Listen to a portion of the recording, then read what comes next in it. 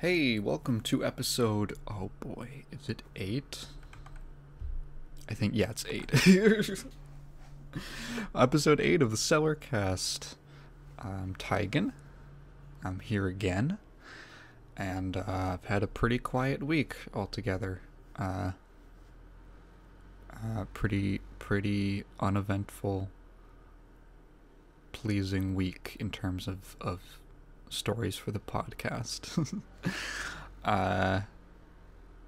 However, we did get a comment last podcast.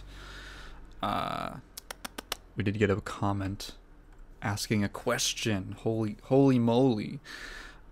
So we're gonna kick it off with that. This one comes from Lozy Maganegro, longtime commenter, frequent commenter on the channel. So if anyone was not caught up or doesn't remember, why would you? Lozy, or last episode, I mentioned when I was talking about the Street Fighter V Summer update. I talked a bit about Capcom properties and how Alex just keeps getting screwed over in every Street Fighter game. So, I forgot. I was like, I'm pretty sure Alex has only been in like 3 and 5, and maybe Cross Tekken, but I can't remember. So Lozy corrects me. He says, Alex is in Tatsunoko vs. Capcom, but that game never came out of Japan. I actually didn't know that. That actually makes a lot of sense. And Capcom Fighting Evolution, the game that Capcom negates its existence. There's always memes about Alex's trailer as if he doesn't exist in Street Fighter V. Only clips of him are posted on Twitter, XD.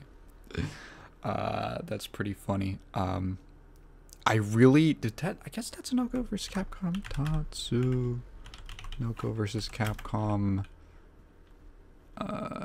international release? Or maybe just release. Yeah, 2008. Initial release date. In Japan. Trying to find the Japan. It was originally released in Japan for arcades and the Wii video game console, blah blah blah.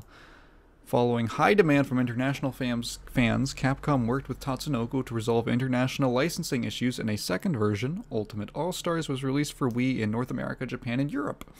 Okay, so yeah, it did make it out of Japan, eventually. I figured that it was like a big licensing thing. There was something like that. I forget what it was, but it was like some game or property that was never able, it was like a similar crossover thing, but it was never able to release outside of Japan or something because it used a bunch of properties. Was it Gundam? I don't know. It might have been something like that. Basically, like, because like 30 to 40, maybe even 50 years ago at this point, when a bunch of those properties were being aired in like different countries, they just split up the rights to whoever, because they were like, yeah, this is fine, this is perfectly fine in a pre-internet world. And then you try to make a crossover thing with all those characters, and it's like, oh, we can't release this in like Europe because it's owned by 90, this one character is owned by like 90 different people. They have the distribution rights to it. I really don't know anything about TVC, besides the fact that it's actually somewhat decent, and the like super meter pop mode that you can go into is called Going Baroque, which is just a great name. I love that. I love Going Baroque. That's a super sick name for it. I love Baroque music. I love Baroque like architecture and styling. So that's just such a weird thing. it's such a weird reference to make, I guess. Second part of his, oh yeah, and then Alex basically, yeah, he's gotten the short end of the stick of Tatsunoko versus Capcom, even though it did release outside of Japan. Is very obscure because most people don't know what Tatsunoko is unless you were watching anime in the 70s. And then Capcom Fighting Evolution, which is literally one of the worst Capcom games ever made, that they ever did. That deserves an entire story time unto its own. There is like a what happened on it by Matt McMuscles, if you're curious. It's a fascinating story of, wow, you guys really bungled this, didn't you? And they basically ignore that it ever happened, except for including Ingrid and things as just like optional, I guess just like she's only referenced in like alternate costumes, basically. There's always memes about Alex's trailer as if he doesn't exist in SF5. Yeah, he's been super weak for most of the game's life cycle. Where's my magnets? There we go. And he got buffs around the start of season 5, and the most Alex I've ever seen is there's an Alex player. His username is Twisted Rivera. I forget what his name is. It's something Rivera.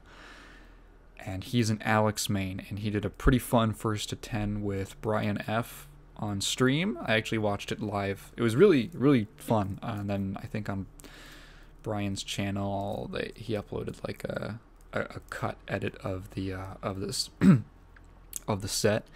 It was really fun. That's the most Alex I've seen. So there's a second part to the comment. Mega Man 11 recently hit 1.4 million copies sold. Wow. That's really nice. I mean, it did take... When did it come out? 2018?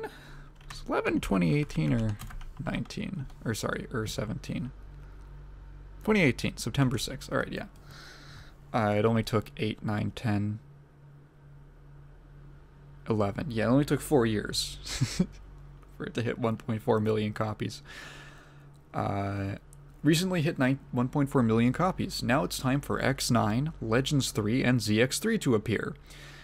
God, I hope. Do you think that with these numbers they will give more AAA budget to the game that follows, or will they remain as Capcom's indie franchise?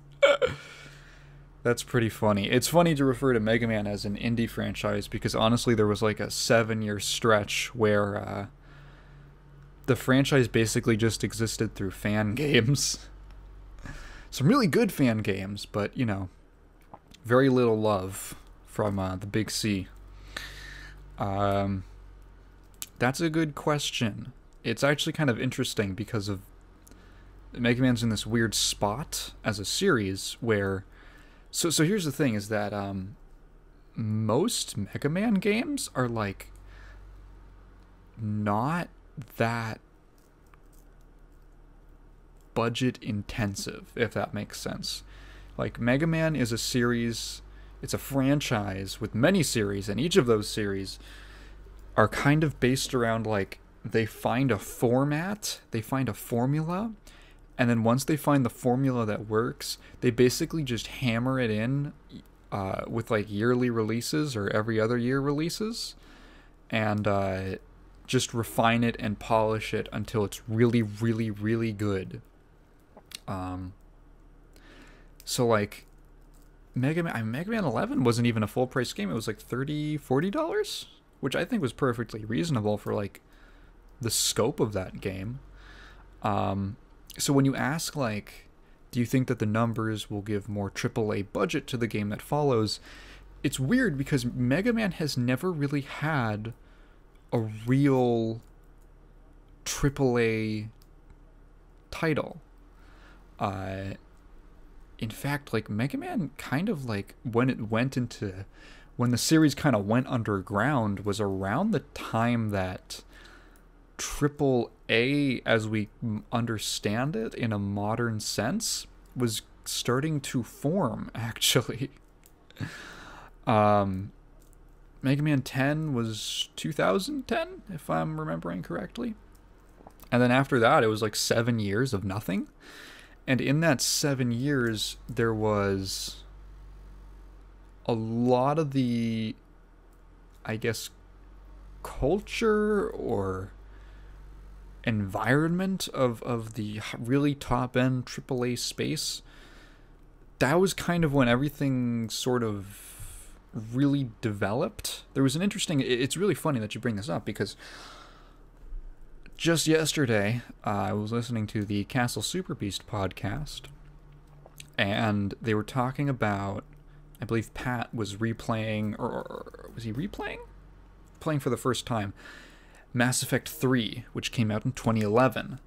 And that game was plagued by the growing pains of the industry at the time, with like the extremely important character who was day one DLC, with like mandatory multiplayer, with all of these like weird things that don't happen anymore because companies have figured out that they don't work out from a PR standpoint.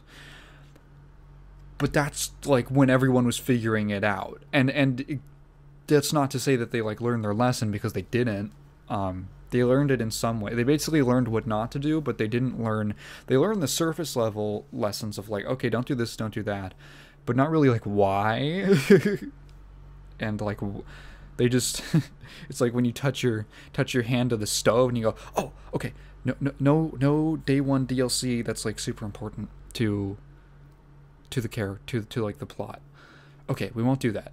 But you don't understand like why. Why shouldn't I touch my hand to the fire? So like Mega Man has never really had... When did Resident Evil 5 come out? Came out in 2009, and then 6 was like 2012? 2012? Hey, I know my stuff. That was like Capcom shifting into the AAA, into the real AAA that we know today. And Mega Man's never really had that. Mega Man's always kind of been a budget title that comes out yearly, and you can sit down with it. You'll spend like maybe a week grinding away at beating it. Maybe less, honestly, depending on how much experience you have. And then you're kind of done with it. They're just short, solid experiences, generally with a lot of polish and love put into them. And it's really the majority of the series. Like, the most extensive titles would probably be like the Legends series. And it's funny that you cite Legends 3. It's only funny because it makes me sad. More AAA budget. Here's my answer. I feel like a AAA Mega Man game would be a new thing. I feel like it would be a new series. Maybe Legends 3, because that had the Legends series always had the most potential for like a really big scope. But like X9, you can make that game in like a year and a half. Probably, if it's like the other ones. Even like ZX3, it'll probably be like a little Switch title type thing. Like mid-budget games. A new Legends game would probably be the best candidate for a real AAA experience, like a fully... Man, that actually sounds kind of cool. A really fleshed out, like, adventure RPG action game with Mega Man characters.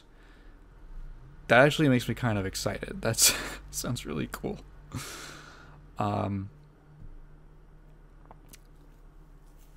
In any other sense, I think that, like, they would have to make something new-ish that's, like, maybe not something completely new, but, like, a spin-off or a new chapter type thing that justifies the scope that that kind of a budget would ask for. I've always, in my little Mega Man nerd brain, I have this, like, I don't know, projected game, I guess, that, like, what I would like to see, my pipe dream is that they would do an X9, because the problem is that, like, half of every Mega Man series ends on cliffhangers.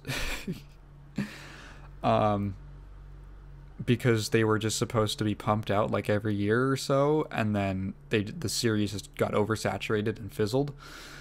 Even though the quality of the game, that's what's so frustrating, is that even though the quality of the games didn't dip that much in general, like there were 2 bad games. Granted, X6 and X7 are really bad. Those are really bad, but X8 started to like turn it back around. What I'd like, unfortunately, it ends on like a cliffhanger, which is kind of invalidated by the existence of Command Mission. Whoa, I put down my glass way too hard.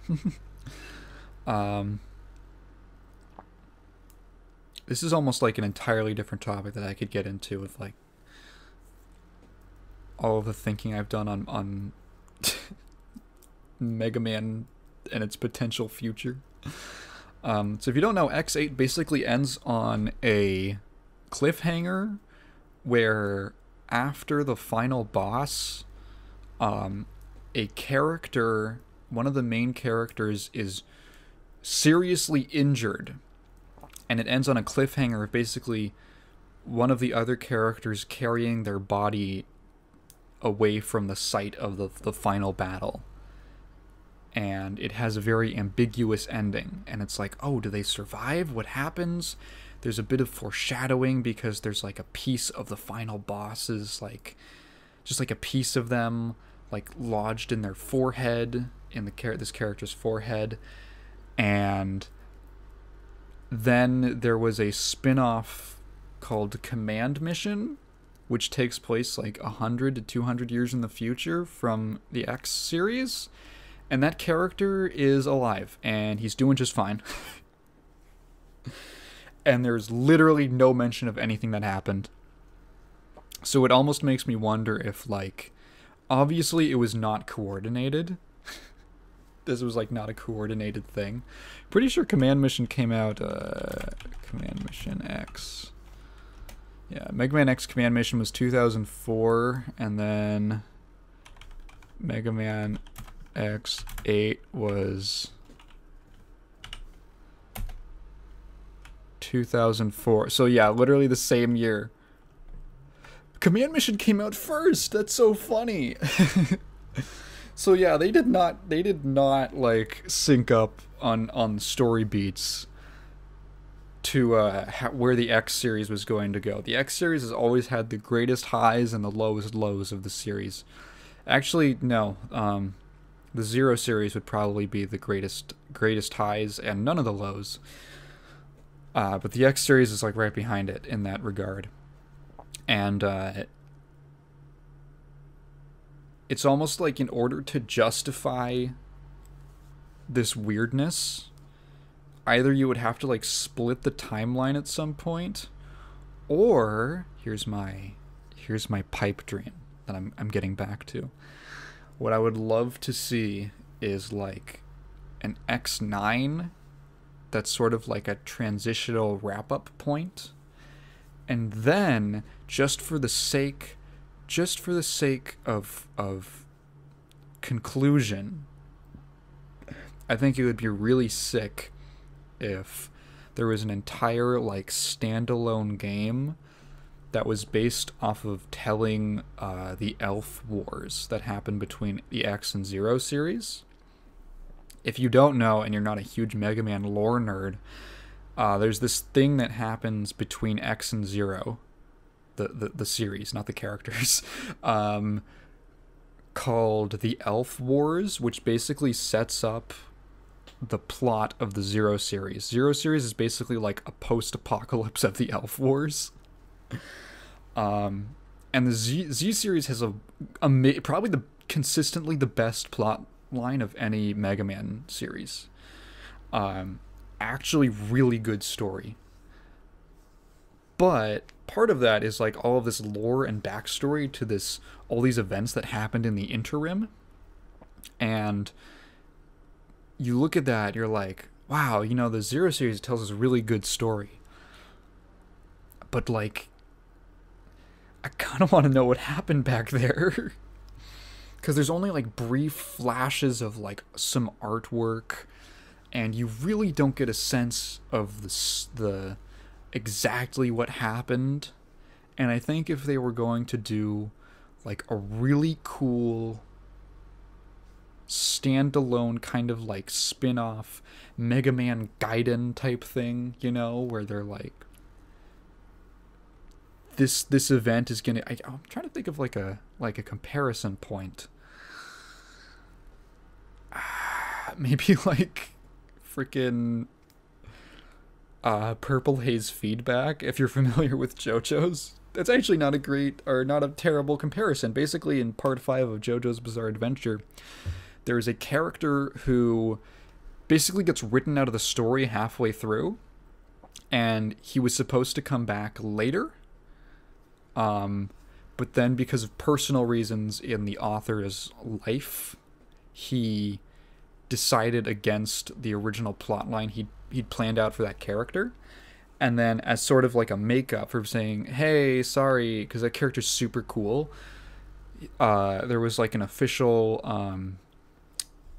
sort of like event where there was a bunch of JoJo light novels that were based officially sanctioned, not written by Araki, but officially sanctioned by him.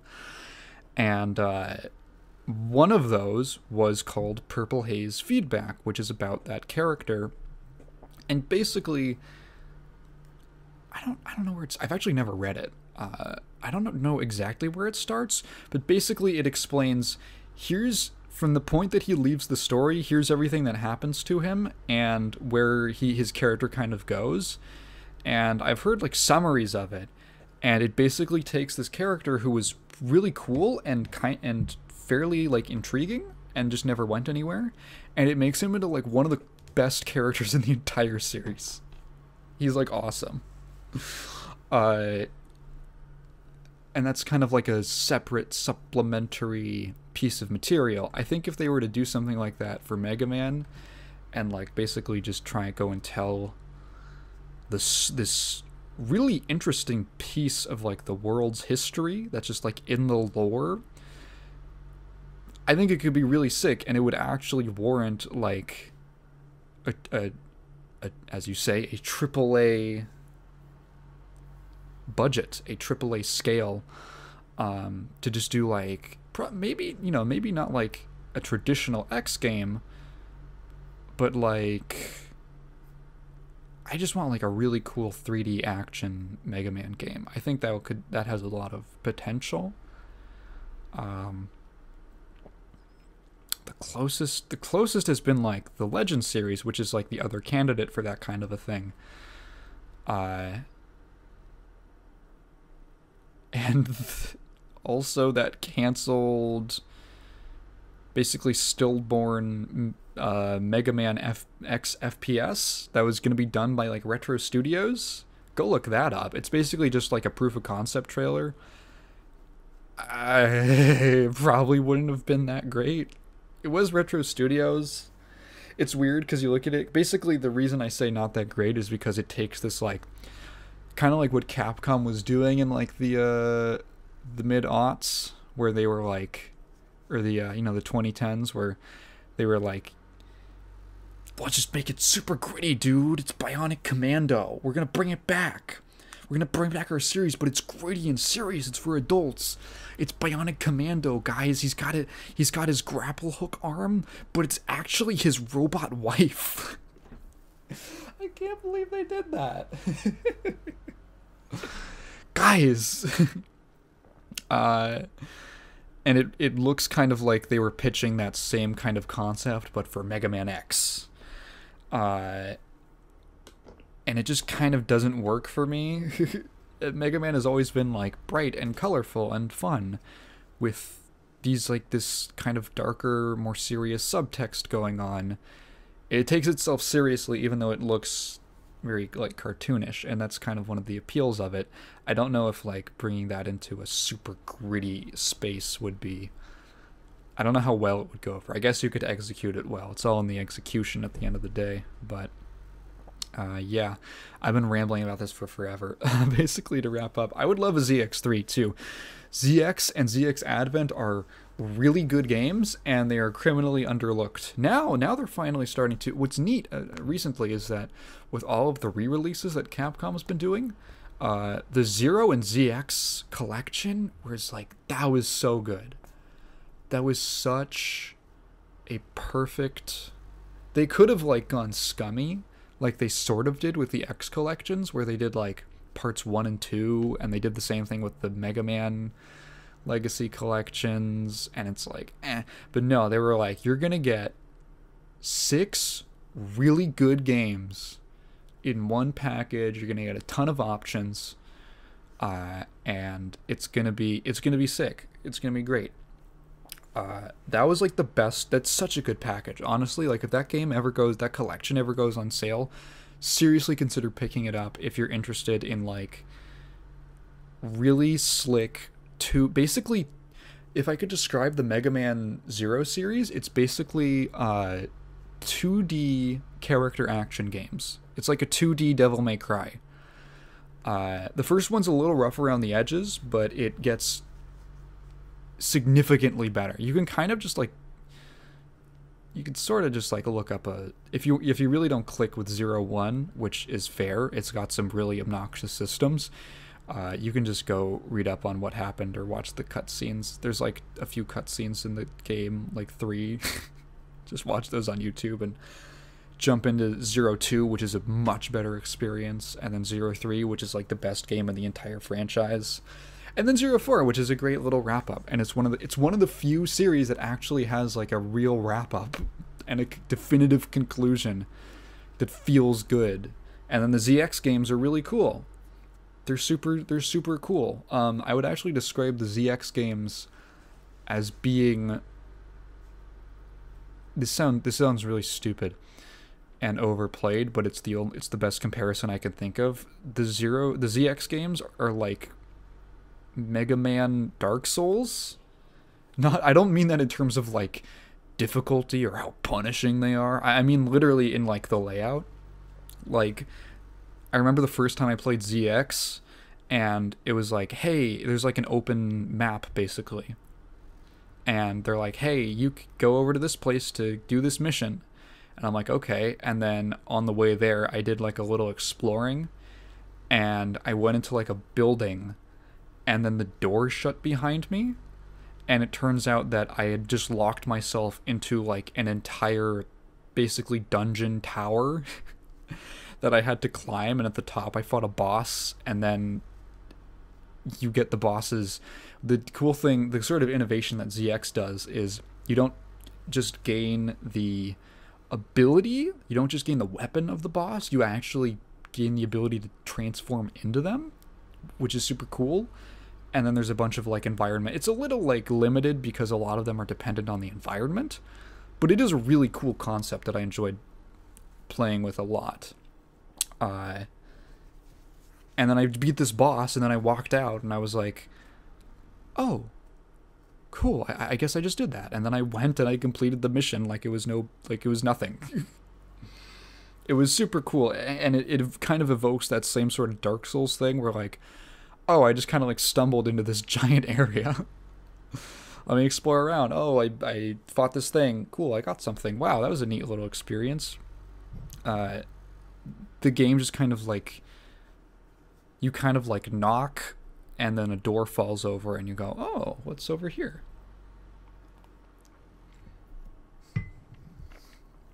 And then a lot of those concepts are improved greatly in ZX Advent.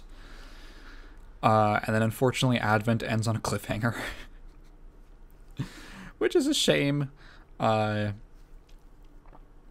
Which I would really like a ZX3 just to like wrap that story up and further polish the gameplay in general.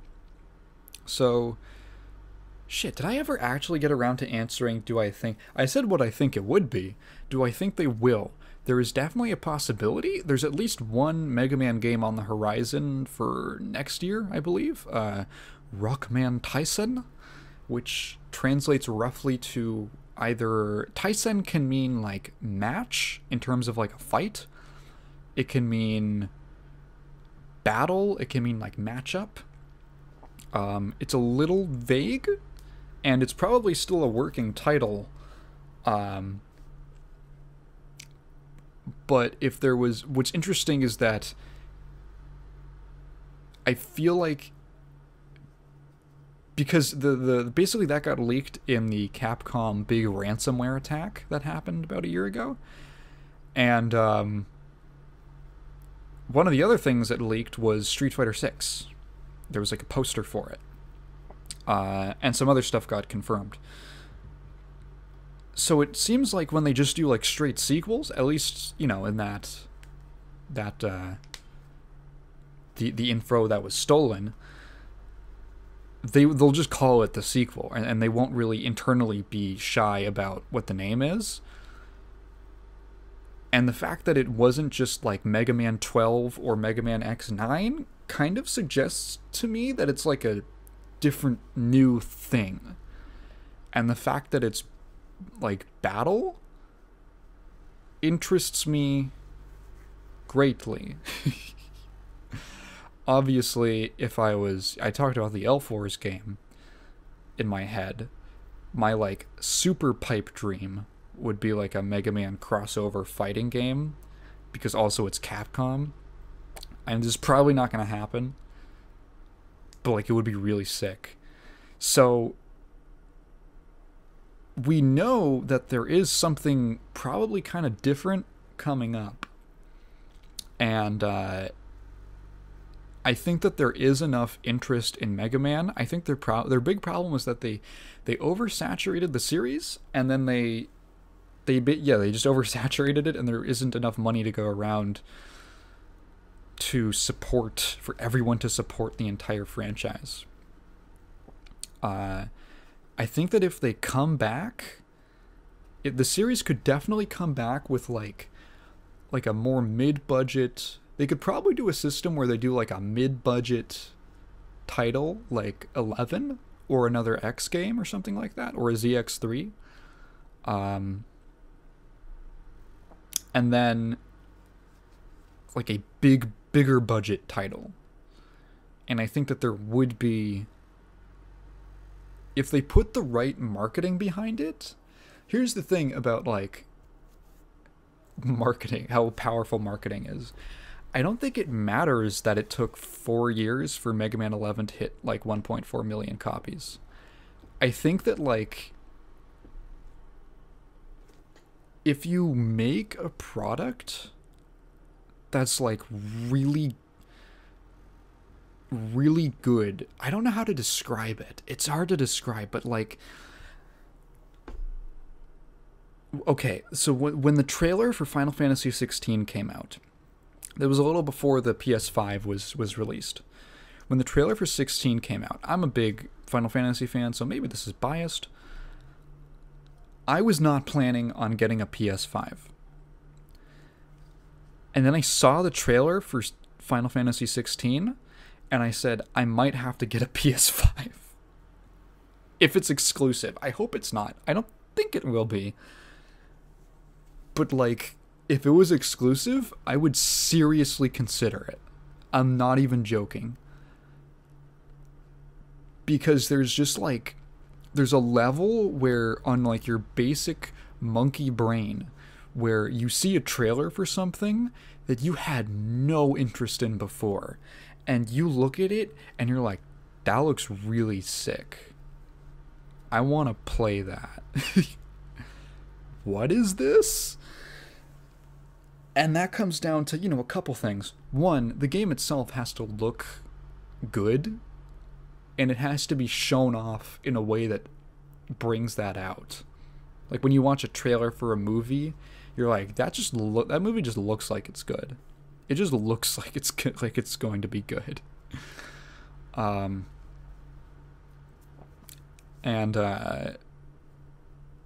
I really think that a lot of, if there was the right genre, the right style, the right level of quality, and the right marketing, I think that you could come out with a full-fledged, big-budget Mega Man game, and people would be really hyped for it. I think that it's definitely possible. The game really, it just needs to look good. It just needs to look good. The thing is that like people aren't really going to get that excited over platformers anymore, which is sort of unfortunate. Unless it's something like Mario or Sonic, I guess, or Crash. Basically the really established series, but those are all like 3D platformers. People really don't get hype over 2D platformers anymore because it's just not a very like YouTube, Twitch appealing genre right now, in general at least. And I'm not saying Mega Man should go for like a battle royale. That would be dumb. Oh god, that's what Tyson is gonna be, isn't it? I hope I don't jinx myself.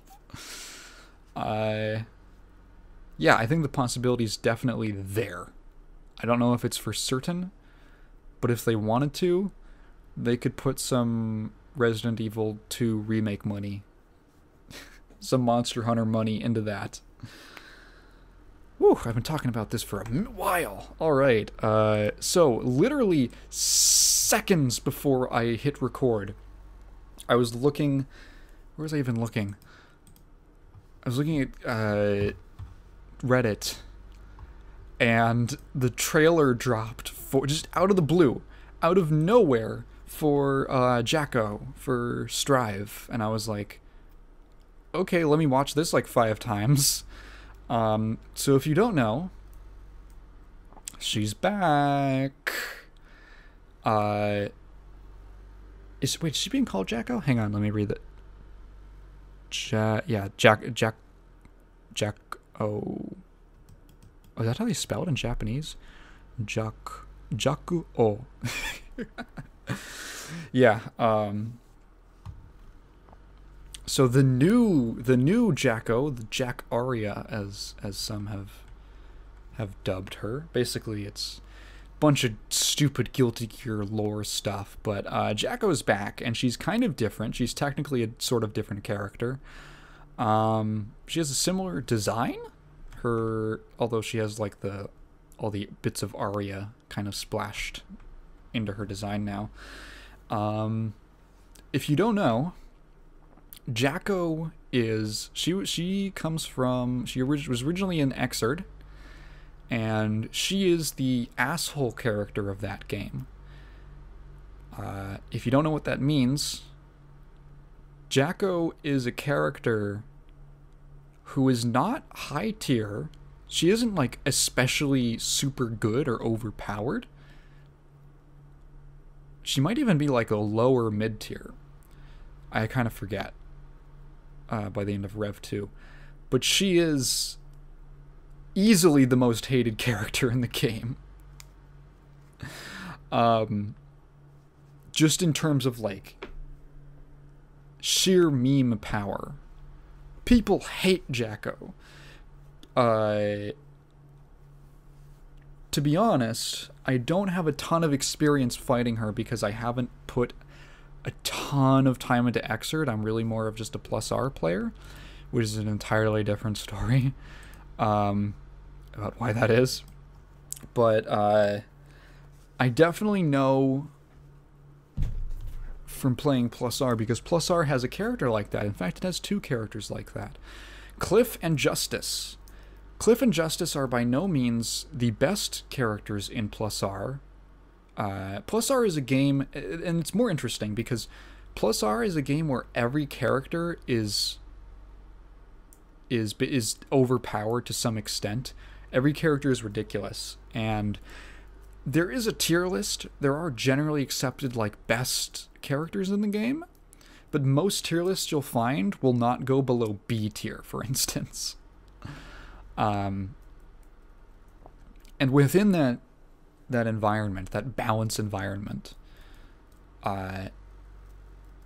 Cliff and Justice, who are decent to good characters, but not the best, nowhere near being the best, easily the most hated. No question about it, no contest. To the point where, like, there's this kind of meme about how Guilty Gear players hate every other character except for their own, and sometimes their own.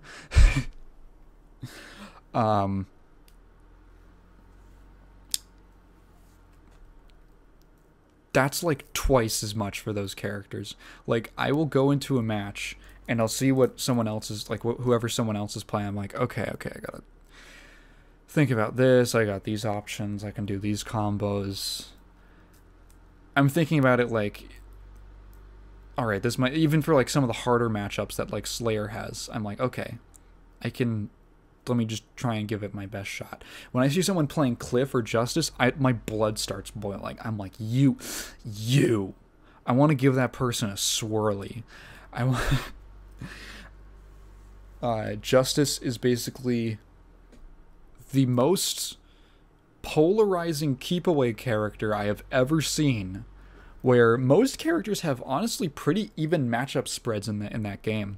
Justice has like half of the cast half of the cast she stomps, and the other half she gets completely destroyed by. And then Cliff is just, I just hate Cliff. He has a bunch of really annoying moves. He gets like one combo and does half your health, which is ironic coming from a Slayer player, but come on. He has a bunch of moves that are just really obnoxious to deal with that cover a ton of space. He has this stupid pole vault move where he takes his big sword and he plants it in the ground, and then he does a little like overhead. He swings himself over. He does a pole vault with his sword. I hate that move because I can never tell like where it. I never knew that it hit high for the longest time, so I always got hit by it. And then I figured out that you could air throw him out of it, and air throwing Cliff out of his pole vault is like the best feeling in the world. It's just, away with ye. No. Jacko kind of fills that role. Basically, Jacko in Exerd, the way that she plays is, her whole gimmick is that she can put down these little houses, and then she has 4 different houses, if I remember correctly, and then little minions will come out of the houses, and there's different ones. There's like one on the ground, there's one that flies. They do different stuff, and the houses each have the minions attack you. I think she can command them to do things. I can't quite remember, but the minions will attack you, and if you hit her, they will disappear. However, the houses that spawn them will not disappear. You have to destroy the houses, and the houses have their own life bars, and the houses can be leveled up to make stronger minions and have bigger health bars. It's a very Arc System Works character of like, here's a million things that this character has exclusive to them. So you're like she kind of like, there's sort of another comparison with, like, I've heard her compared to like Gargos from Killer Instinct, where they're both characters who basically there's not a ton of comparisons to, like, they're sort of unique in that they're generally called like summon characters, where they summon, not like a puppet character where you're controlling something, but you're controlling another thing like Zato is. But puppet characters who like summon little minions who sort of act on their own. And what is so annoying about them is that puppet characters are generally, even when they're strong, they're generally respected because most of the time they require a lot of coordination because you're basically controlling 2 characters at once. Summon like minion characters, they just throw stuff down and you just have to deal with it, and it just works on its own AI. So you're like trying to hit them. You can be literally actively hitting them, and then you get interrupted because their little minion poked you, and they just get a reversal, and it's the worst. That is basically why people hate Jacko. A lot of people say that she isn't playing real Guilty Gear, which is funny because everyone in Guilty Gear is basically playing their own game anyway. But she is like a really different, radically unique design from a lot of the rest of the cast. And the whole aspect where she can hit you without having to do anything really gets on some people's nerves. People hate that stuff. And it's really obnoxious. There's sort of a similar character in Plus R with Zappa. I hate Zappa. I hate Zappa. He's also one of the best characters in Plus R, so it kind of makes it a little worse. So I can imagine the fury at Xrd Jacko, despite her not even being one of the best in the game. However, it was kind of a shoo-in that she would probably end up in Strive at some point, just because she's a big character in the story mode, and it just makes a lot of sense. She's also a waifu character. So this trailer drops for Jacko, and there's some interesting stuff. It looked like one of the things that's really interesting when you shift the style of your game a lot, like the way that Strive has compared to the classic Guilty Gear style, is that some characters, when you're importing them in, just have aspects to them that do not work in your new system. I have a huge rant about this with Dissidia NT that I will not launch into right now.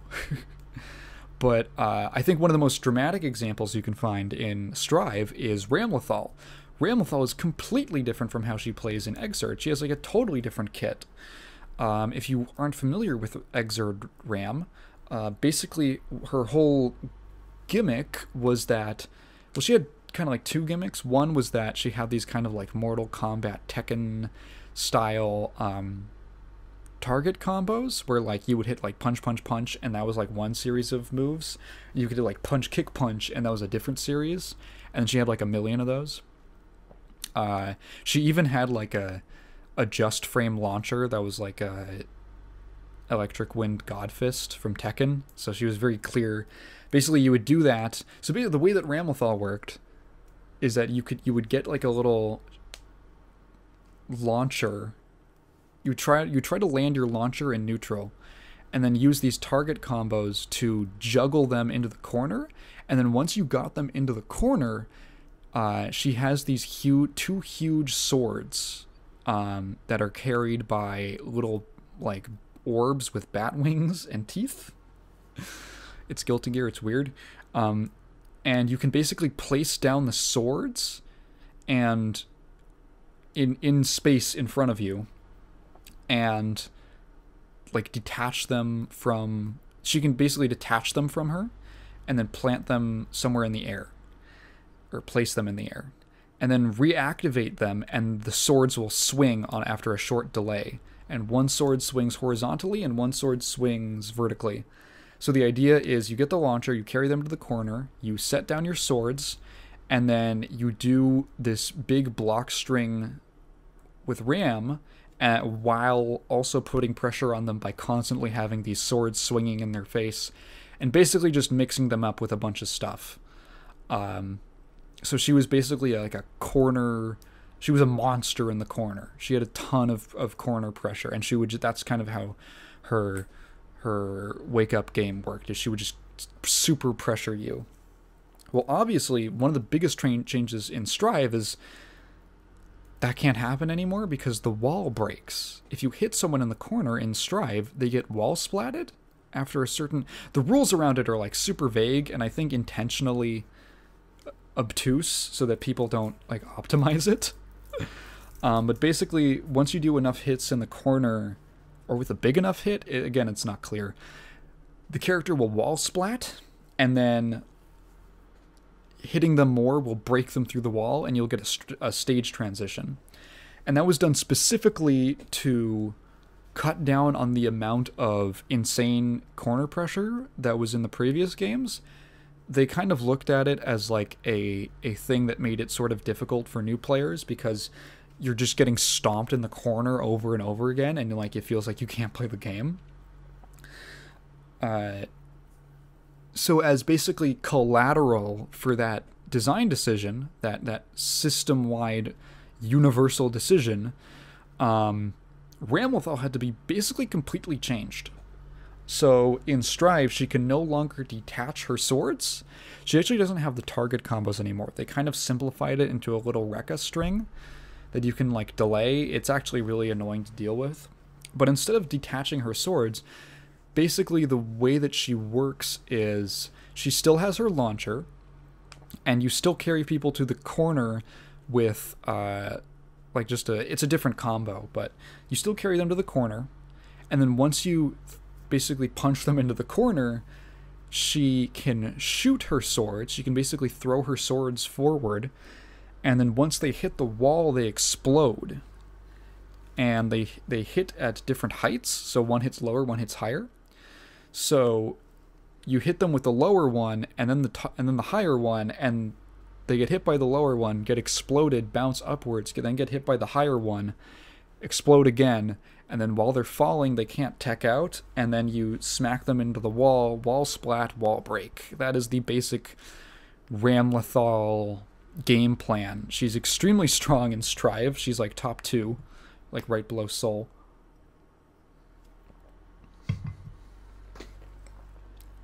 And she's basically a completely different character. Sort of. They basically tried to preserve the idea that she wants to get you into the corner, but they had to do it in a different way.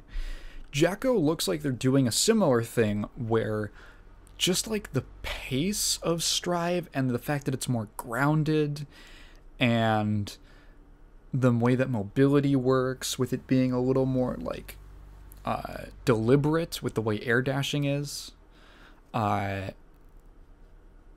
The whole system of having like 5 little characters on screen in addition to Jacko, and they're all poking at you, maybe like wasn't going to work out. So they seem to have changed her into, she still summons minions. She summons the little minions. They are all the flying type, it appears. And she can only have 3 of them out. And it looks like the idea is that she can basically like command them to do different actions. She actually looks kind of interesting as like a weird setup summoning character. Actually, in her, like when they first, in her little like title like splash screen, what's the name for her? What do they call her? Dominates the battle with an assembly of servants. And then, hang on, they gave her a little title. It's like, yep, hyper energetic martial fighter, which is a funny little pun, little double entendre, I guess, because martial is spelled M-A-R-S-H-A-L, like an army marshal, because she is a hand-to-hand fighter. She's a close quarters weaponless fighter, but she's like a martial fighter, like martial arts, and she's also a commander of these little minions. So she's like an army marshal. That's very cute. So yeah, she has these like combos where she's doing like, I have to like slow this down. She does like, what the heck is going on here? She like, okay, so she like hits him with a kick. She's like, I'm trying to like, there's a lot going on, and the fact that she has a completely different moveset is like, oh, okay. So it looks like she's probably going to have like special moves. Basically what's going on is she hits Anji with a low. Anji's blocking, she gets him with a low, and then once she gets him with the low, the minion basically, she has this little like speech bubble thing that pops out that looks like a little attack command, And then she's still, it looks like she launches him, and the minion kind of jumps up to hit him. And she has another combo where she's like, she knocks away Axel, she puts down a minion, and then she kicks it all the way over to him, and he gets hit by it. Yeah, they show off her dust. Yeah, so she can like throw the minions, she can kick them. She might even be able to do it at different heights. Maybe not. She puts down one. Oh, whoa, wait, hang on. So there's a shot where she's fighting a Nago. So she puts down a minion, she kicks him over, and then he has to block it. She puts down minion number 2, and then she does this little move where she takes her like ball and chain and she like smacks it, and it does like a high altitude bounce that like hits high up. And then after she does that, she picks up another minion, and she's able to jump while she's picking him up, so you can like act during it. Can you move during the summoning? And she jumps up, drops the minion, and then kicks number 3 down, and then 1 and 2 have now landed on the ground. 3 hits number 2, 2 knocks into number 1, and number 1 hits Nago. This character looks crazy. What? What? That is so... What? She's playing soccer with little minions.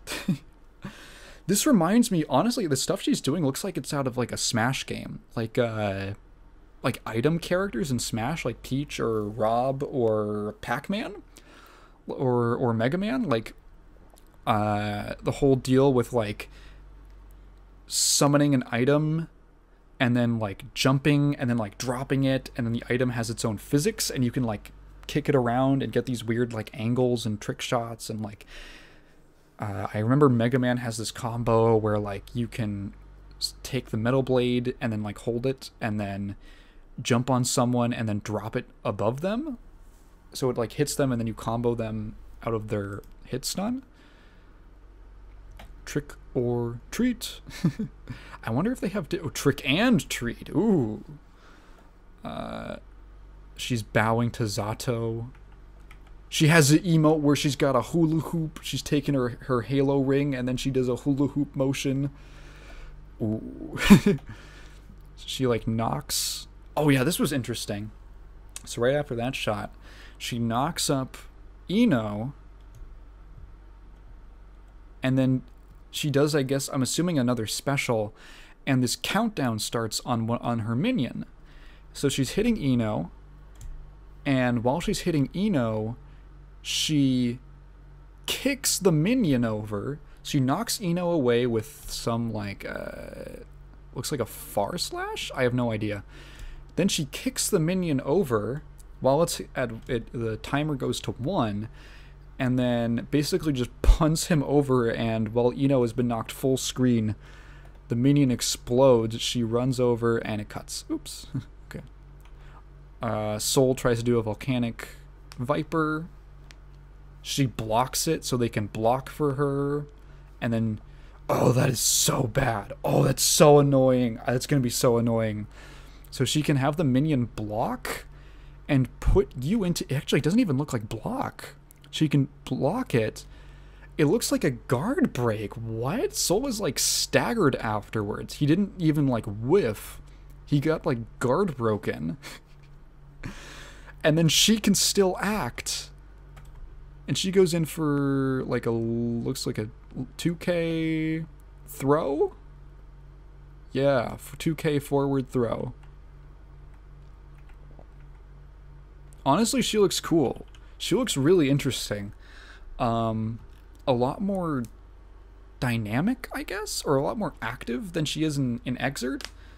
If you were to, like, you know, make the adjustment for Strive being just a generally kind of slower game. But, like, in Exert, she does a lot of, like, her minions do a lot of the work for her. This looks like more like she's actually, like, actively commanding the minions. She actually looks really interesting when I actually break it down. There was your live trailer breakdown for Jacko. That was like a really cool character, actually. I was not interested in her until this point. It is also... There was a leak Guilty Gear Strive DLC leak. As soon as the PC, possibly Datamine Season 1 characters, as soon as the PC version came out, there was a leak on who's going to be in the DLC, and it was Gold Lewis. Wait.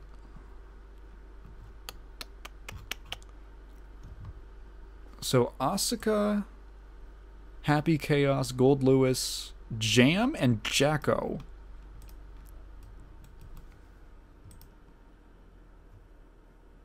Which is a very weird... I don't know why Jam. Jam is like...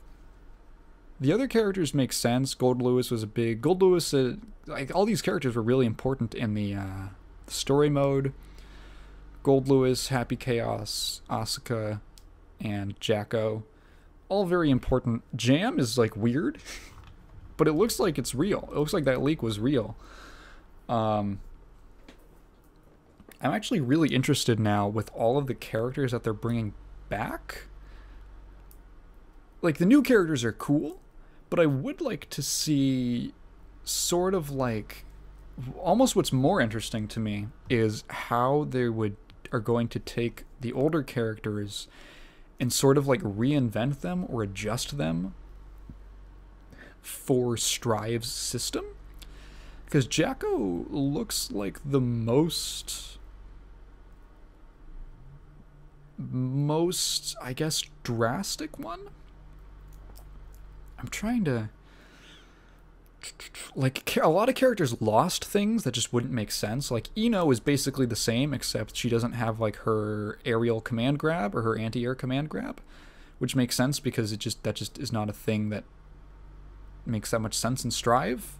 And she doesn't have her vertical chemical love, which is another move that just doesn't really make sense with the way that Strive's combos kind of work. And then a lot of characters ended up losing things or having stuff kind of shuffled around in their movesets. Jacko seems like a returning character who was significantly changed besides Ram. And it looks like she's might actually be more interesting. I'm actually really curious as to what this character is going to be like. She comes out on the 27th for, it looks like, DLC or season pass holders, so I want to play around with her a little bit. I've only talked about like 2 things. I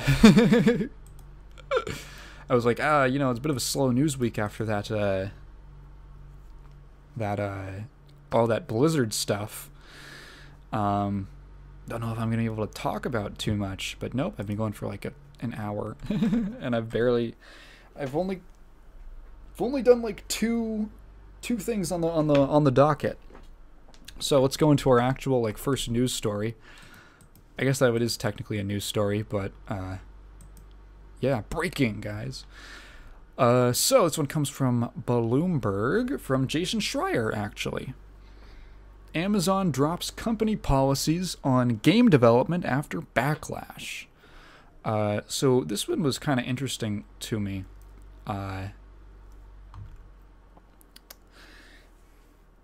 If you recall, Amazon is a games maker. Basically, apparently in there... So let me just read off. Amazon.com Inc. withdrew a set of staff guidelines that claimed ownership rights to video games made by employees after work hours and dictated how they could distribute them. Some game developers describe the rules as draconian.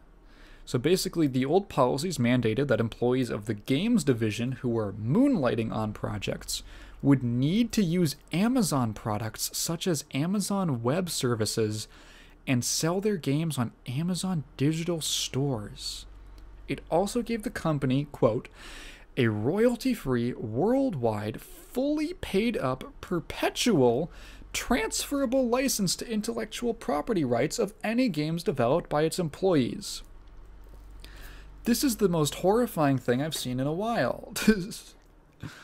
It reminds me of when, oh yeah, Blizzard, when they did Warcraft 3 Reforged, and they were like, hey, if you make a mod for our game, we own that, which is a really fast way to not have anyone make mods for your game, besides the fact that your game sucked.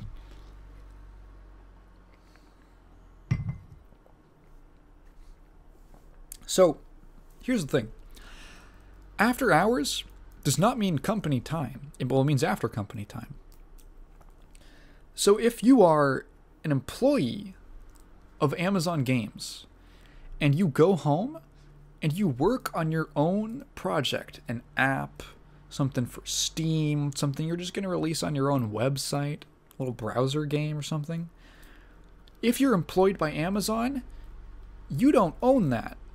You sign away all of the rights. You might actually get in trouble or be fired if you don't use Amazon products to make and sell your personal project. And they own it forever, which is absolutely absurd. So,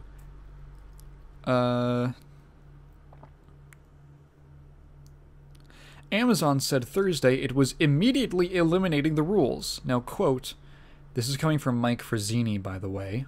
I can't believe he still works there. I can't believe this man still has a job. These policies were originally put in place over a decade ago, when we had a lot less information and experience than we do today, and as a result, the policies were written quite broadly. Oh, you don't say. I feel like even a decade ago, 2011, when did Amazon Games form? How long have they been around? Amazon Games 2012. I feel like by 2012 when well, I was about to say, I feel like by 2012 when things like the big indie revival was happening, the real big, not even a revival, the big indie explosion was happening in games, I feel like you would probably know not to have a policy like that. However, I was then reminded immediately by my own brain that Amazon Game Studios was not founded by people who understood or really cared about games at all. So they wouldn't have known that. What do you mean? Games are just a way to sell things to people. Games are just a way to sell things. You made it on your own? Oh, you made a thing to sell people on your own. You mean we own that? I'm not quite making sense, but I feel like I hope my meaning is coming across. The games division has struggled practically since its inception in 2012. That's not true. They made like Airport World, didn't they? Their most successful game is like Airport Simulator, which is an app on the iOS store, and can hardly afford another reputational hit. It has never released a successful game, not true, Airport World, and some current and former employees have placed the blame with Frazzini. Wow, shocker. Bloomberg reported in January that Frazzini had hired veteran game developers and executives but largely dismissed or ignored their advice. Yep, I made a video about it. It's a case where I literally... The fact that I read Mike Frazzini's name in this article dumbfounds me. I have no idea how someone can spend so much money for absolutely zero return and keep their job. For like 3 years. I just don't know. If New World comes out and it's a huge flop, I don't know, man. I don't know. I don't know what's even going to happen to them. Speaking of New World, it got delayed a little bit. This wasn't originally in the news, but New World's an interesting case to me because that game, it's not going to take over the world, if you know what I mean. I've been paying a lot of attention now that I'm invested in games like 14. I've been paying a lot of attention to... I've now been introduced into like the MMO space, right? The MMO discussion. And what's really interesting when you get into a genre is that you get exposed to, when you're part of like multiple genres, you start, when you're able to look laterally, your perspective changes, which seems obvious. But what I've noticed is that people in their genre are in a little bubble. Everyone has their bubble, right? There is a fighting game bubble. There is an MMO bubble. There's a MOBA bubble. There's a card game bubble.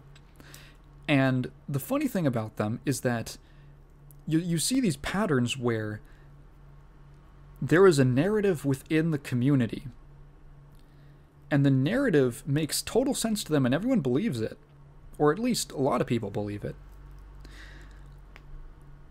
And then from the outsider's perspective, you're like, you guys are freaking, you don't even know what you're talking about. Because the people in a community who are going to be starting and participating and leading discussions are the most invested. They have the biggest blinders on. For the most part, you know, some of them are good.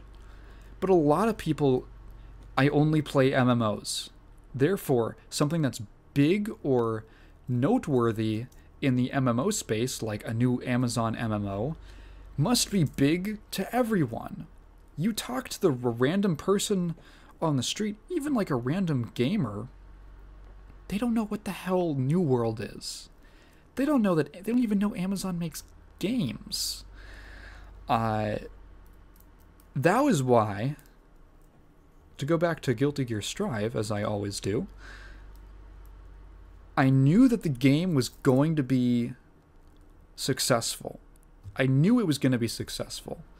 And even though I'm a huge just Guilty Gear shill, and I'm invested in like the fighting game community discourse and all that, I knew it was going to be successful, and I knew it in my heart. And the reason was, I was following the game really consistently for like over a year. And as the months drew closer to its release, as the betas were coming out and all this, I remember seeing all of these comments on YouTube videos from people saying, I've never really played a Guilty Gear game, or I've never really been into fighting games. Is this a good game to start with? It looks cool. I'm interested in it. And like, that was when I knew. It wasn't like a single moment, but it was like the buildup of like, you just think about it and you're like, how many people who watch a video leave a comment? How many people who watch videos leave comments? It's about an 80-20 rule, as many things are. Look up the 80-20 rule, super interesting. Great example for me is my most popular video is the Konami E3 2010 video that has about 10,000 views and like 250 comments. That's it. 10,000 people have watched it. 250 people have commented. So you look at like the you just look at the numbers on like, okay, how many people are watching this video? And how many of them how many people watched that video and they were interested, but they just didn't leave a comment? Like, that's when it ends up in the comments consistently, that's when you know that there's like an actual trend across videos, across a span of time, across a span of months. That's when you know that like, okay, there's actually like a legitimate interest in this game that isn't gonna like, obviously Strive sold like 300,000 copies pretty early on. That's really good. I mean, Xrd Sign sold 90,000. Holy shit. So like 300,000, obviously not like crushing, just setting the world on fire, but like that's really big. For this series, it's the biggest it's ever been. And you could tell just from the discussion. Because people outside of the fighting game bubble was obviously interested in it. Because Guilty Gear is a really highly respected series. It's just been really niche.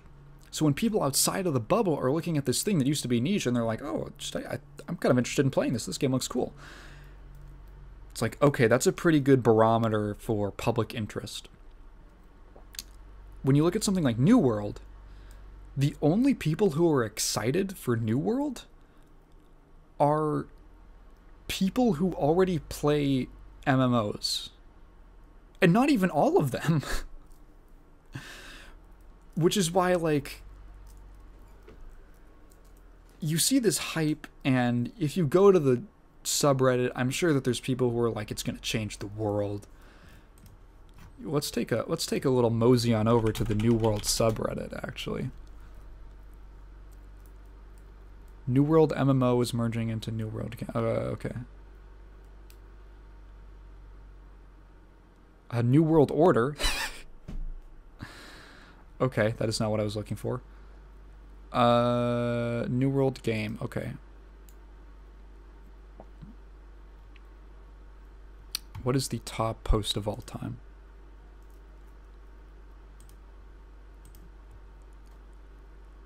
New World delayed. Oh. At Amazon. Do not listen to streamers crying about PvP scaling. Oh,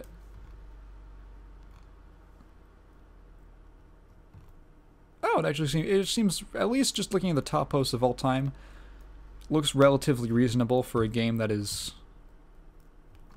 you know, still in development. Basically, apparently there's a rainbow tiger or a rainbow lion. They look really stupid and tacky, and they don't fit with the art style at all.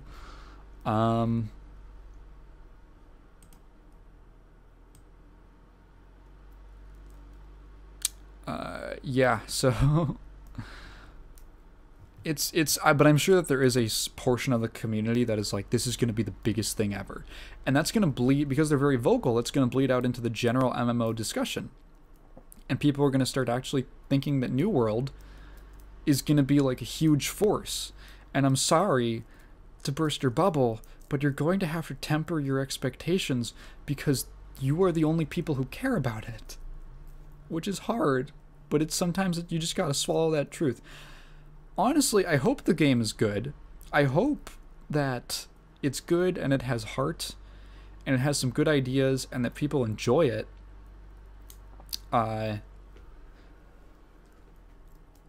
You know, I never want a game to be bad.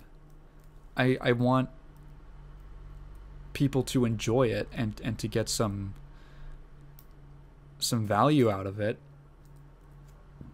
So it's not like I'm just I have like an agenda against the game. But like, you just gotta be realistic, man. You gotta be like, okay, this is a niche thing. It could get, my prediction for it is that New World will release. It will have a rocky launch in terms of server stability. People will complain for 3 days before they fix it. And then it's going to settle down, and it will at most hit around the levels of Star Wars The Old Republic. And at worst, it will fizzle into a basically non-existent, basically the equivalent of a Discord fighter, but for MMOs, within about 3 months. That is my 6 months. 6 months. 4 months. 5 months. No, 4.5 months. There, okay. we're gonna split it super middle, down the middle.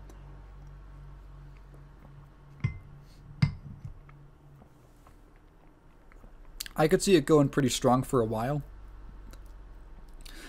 Especially with some big streamers like Asmongold and some other MMO streamers looking into it. They will probably give it some momentum. But from there, it's really up to the quality of the game to give people something that they have not seen before and to really hook them and invest them with a high level of polish. And from what I have seen so far, it is kind of falling short of that. It's not like, you know, like what I mentioned before. It's not like it's not the wow effect, you know? It doesn't have the, oh shit, what is this game? I remember, who was it? Was it Brian F., to reference him again? Or someone. They were talking about how, like, Street Fighter V had a really bad launch, and it took until, like, the 3rd season of the game to actually, like, really turn around and start getting good. And one of the things they brought up is they were like, Season 3 launched with, like, a cinematic trailer. It launched with, like, a big, super cool opening cinematic.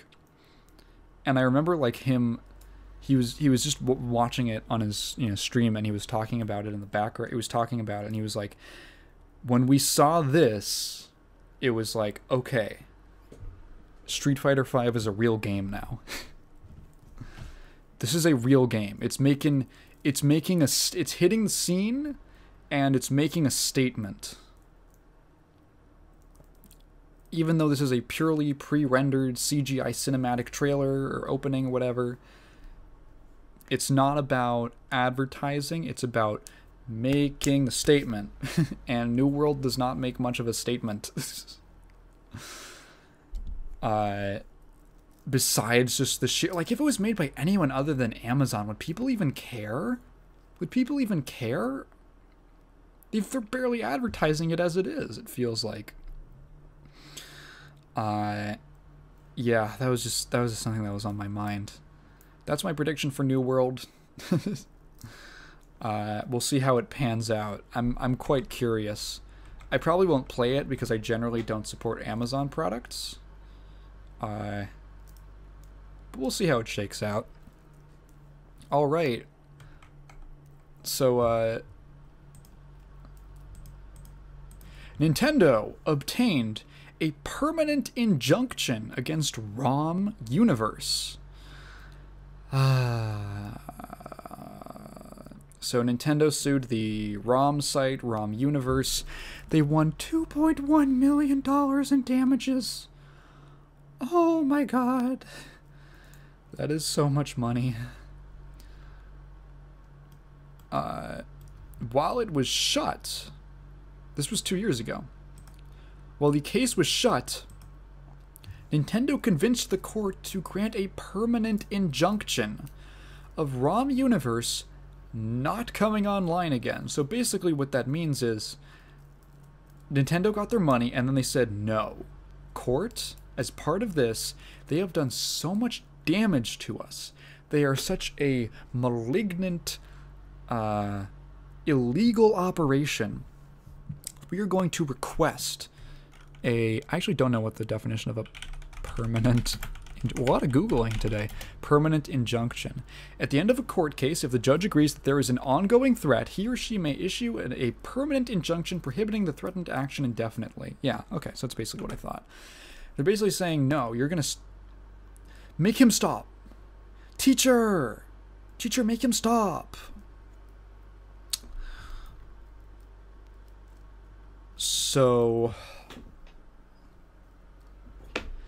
basically, the owner of RomUniverse, Matthew Storman, he got hit with a cease and desist, of course, and he's not great, and when I say that I mean he's kind of really stupid, because he decided to fight the case without a lawyer. Let me say that again. He decided to fight Nintendo's case without a lawyer. He deserves everything that's coming to him. I'm sorry. At a certain point, Darwinism kicks in, okay? Karma kicks in. One man running a clearly illegal operation. Here's the thing. Emulators, not illegal. Not illegal at all. The software, not illegal, at least in the United States. Distributing ROMs is illegal. It is illegal. I don't think it should be, or I think that preservation should be, distribution of ROMs is like a necessary evil, if you want to think of it as an evil. It's a necessary thing because it is the most effective way to preserve games. That's just the bottom line. Especially with a company like Nintendo, who just refuse to re-release most of their classic library.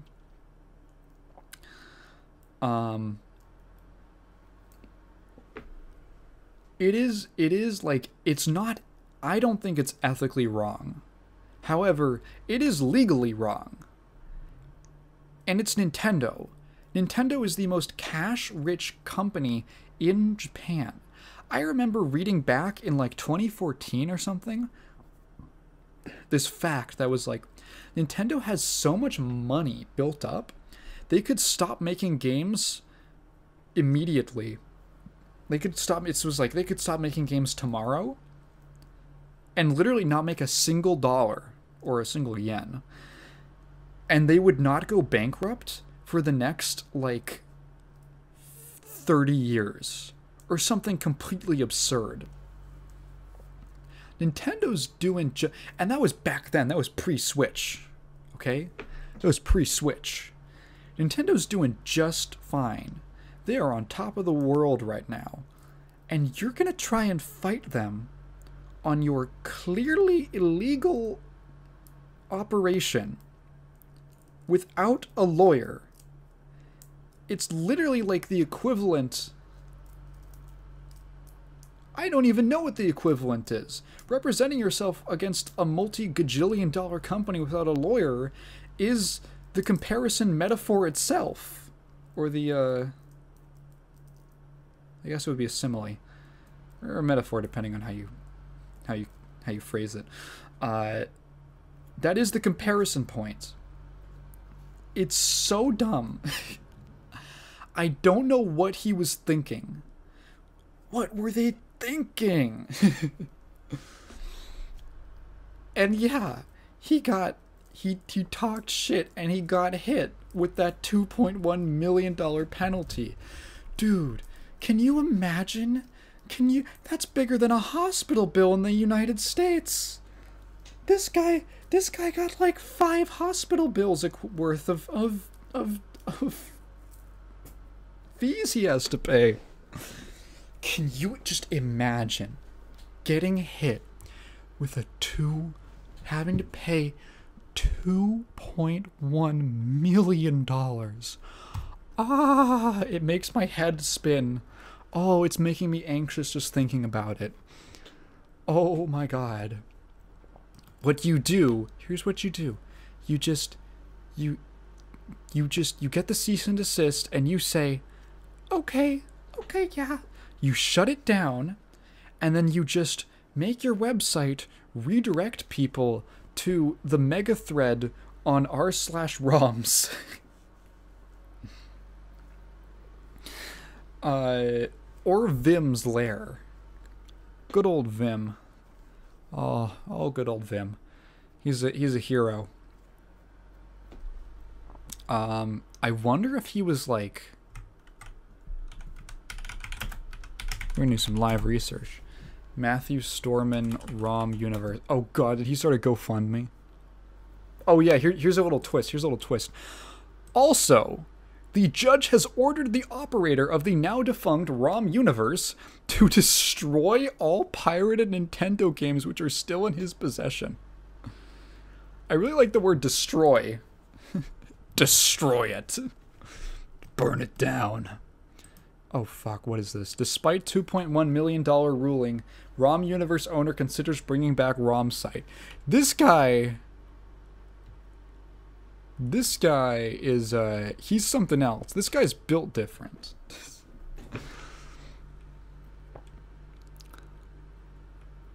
Okay, so they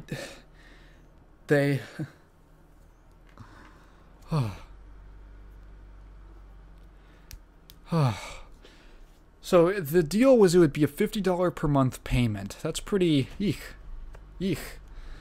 Storman, who said in court documents, this one's coming from Ars Technica, said in court documents that his post-RomUniverse income was derived primarily from, quote, unemployment and food stamps, seems unlikely to ever pay even a small chunk of the $2.1 million judgment against him.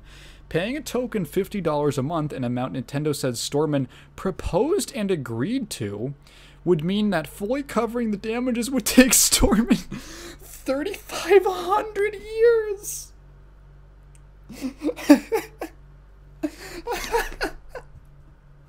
No. I didn't even think about that. I didn't even think about that. No. Dude. Do you know how long 3,500 that's like 35 generations. That's like, imagine shackling 35 generations of your children and grandchildren and your descendants with a debt to Nintendo because you wouldn't stop pirating their games. Oh my god. Oh my god. I literally can't believe this. I literally can't believe what I'm reading.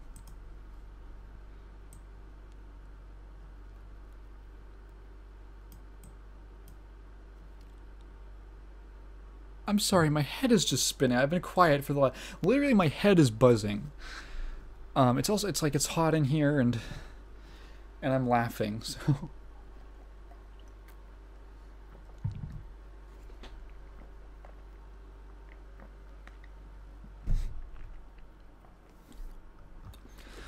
Let's see.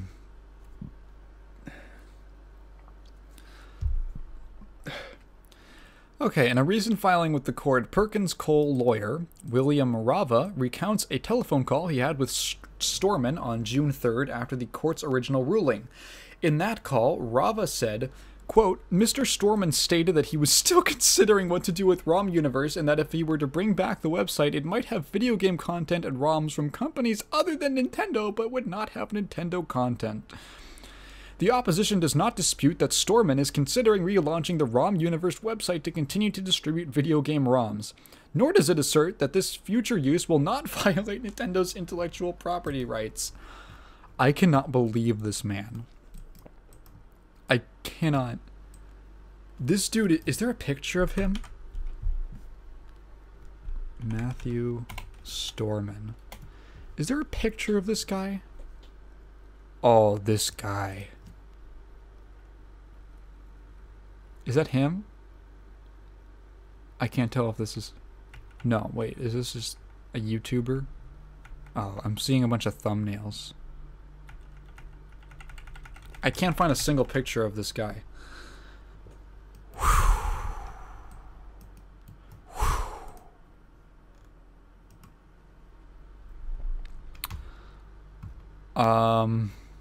Holy crap.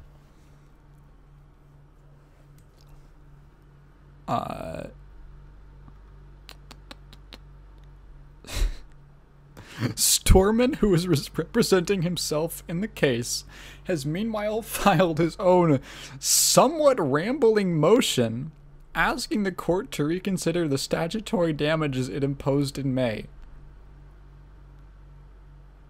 Quote, there is no legitimate admissible evidence that the court can reasonably...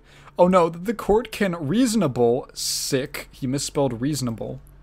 He misspelled reasonable instead of reasonably. Reasonable construe to cause it to believe that plaintiff, Nintendo, sustained any actual damages whatsoever as a result of any of the defendant's actions or inactions. Now this is true. This is the most, like, well, technically response. And again... I am someone who is pro-emulation. I am pro-emulation. I don't think he did anything morally wrong. And most people who are... the actual amount of people who pirate, who even go through the trouble... Do you know how hard it is to run an emulator? To, like, most people can't even, like... Most people can't... You have to be... If you want to run like even like a Switch emulator, like something really cutting edge, I've actually never used one. I don't emulate any consoles that are more recent than like 20 years. But like, the people who are even willing to go through the trouble for that are very, very small. And they probably weren't going to buy it anyway. They just want to play one game. Or they want to check something out. Or something like that. Video game piracy, in terms of like emulation, has a pretty minor effect on the industry.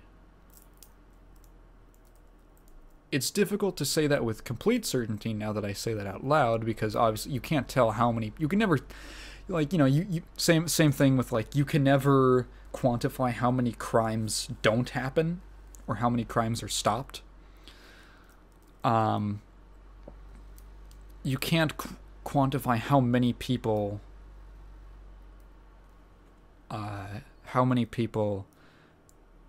didn't buy a game because they pirated it. But like, I don't know, man. It's never felt like a strong argument to me. Piracy is just a different market at the end of the day.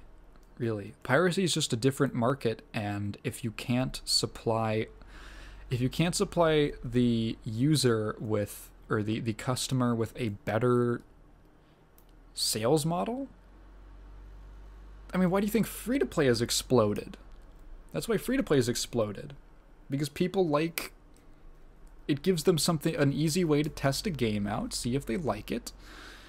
It's basically like a no-stress investment. Besides time, really.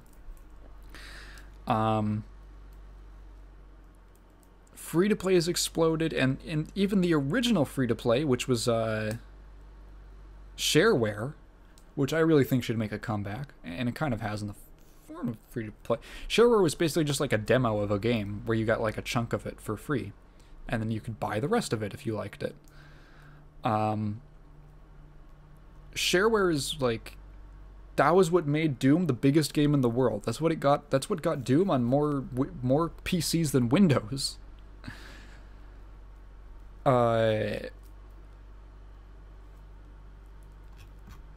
Companies that really like, the companies that tend, and it's funny because the companies that tend to whine and complain about piracy are the companies who are probably like least hurting for money. It's always like Ubisoft, EA, Nintendo, these companies that are just rolling in cash. Meanwhile, everyone else, the smaller creators that, you know, intellectual property law is supposedly supposed to protect,